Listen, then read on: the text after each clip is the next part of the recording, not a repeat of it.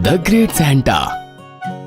बच्चे क्रिसमस का बेसब्री से इंतजार करते हैं, क्योंकि क्रिसमस की रात उनका प्यारा प्यारा सैंटा आता है, उन्हें ढेर सारे गिफ्ट्स देता है और जादुई दुनिया की सैर करवाता है।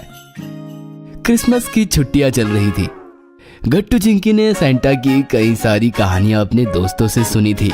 सैंटा सपने में आता है, ढेर सारे गिफ्ट्स, चॉकलेट्स और खिलौने लाता है। पता है, पिछले साल मेरे सपने में सैंटा आया था। कैसा था वो? उसने लाल टोपी पहनी थी, लाल लाल सूट और ब्लैक ब्लैक जूते थे उसके। लंबी लंबी सफेद दाढ़ी थी। उसकी पीठ पर एक बड़ी सी पोटली थी, जिसमें बहुत सारे गिफ्ट्स, चॉकलेट्स और मैजिक था। वाह, हाउ इंटरेस्टिंग!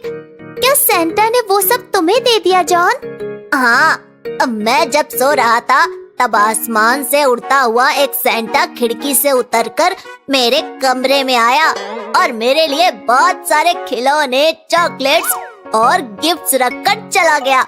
सुबह मैंने आंखें खोली तो सैंटा को थैंक्स कहा और वो सब कुछ ले लिया।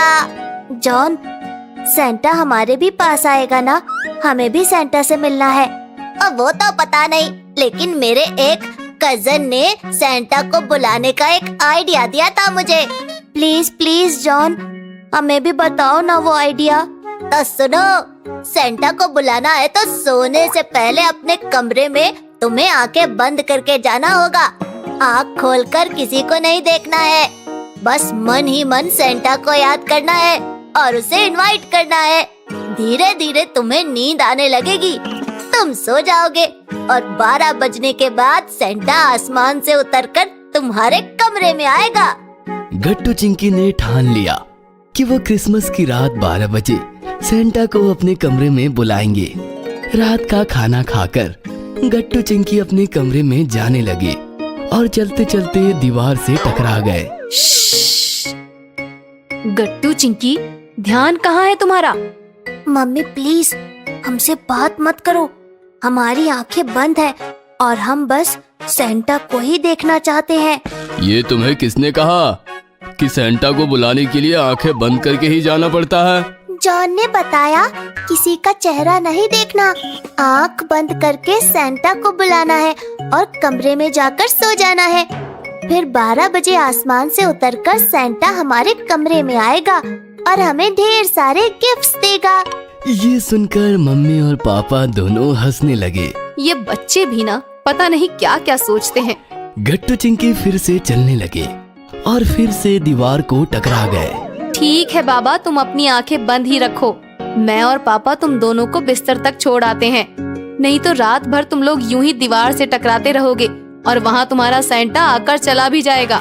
फिर मम्मी पापा ने गट्टू चिंकी का हाथ पकड़कर उन्हें उनके कमरे में बिस्तर पर लिटा दिया और वापस चले आए। गट्टू चिंकी आंखें बंद करके सैंटा को बुलाते रहे और देखते ही देखते सो गए। रात के 12 बज गए और अचानक बेडरूम की खिड़की खुल गई। लाल लाल सूट पहना हुआ, लाल लाल टोपी पहना हुआ, लंबी सफेद दाढ़ी वाला प्यारा सा सैंटा आसमान से उतरकर गट्टू चिंकी के कमरे में आया था। मैरी क्रिसमस गट्टू चिंकी। हे डियर, आंखें खोलो, मैं तुम्हारा सैंटा तुमसे मिलने आया हूँ, तुम्हें ढेर सारे गिफ्ट्स देने आया हूँ। गट्टू चिंकी ने आंखें खोलकर सैंटा को देखा तो उन्हें अपनी आंखों पर विश्वास ही नहीं हुआ। सैंटा, सैंटा तुम सच में आ गए? कहीं हम सपना तो नहीं देख रहे? नहीं डियर, ये सपना नहीं, सच है। देखो, मैं तुम्हारे लिए अपनी पोटली भर के लाया हूँ।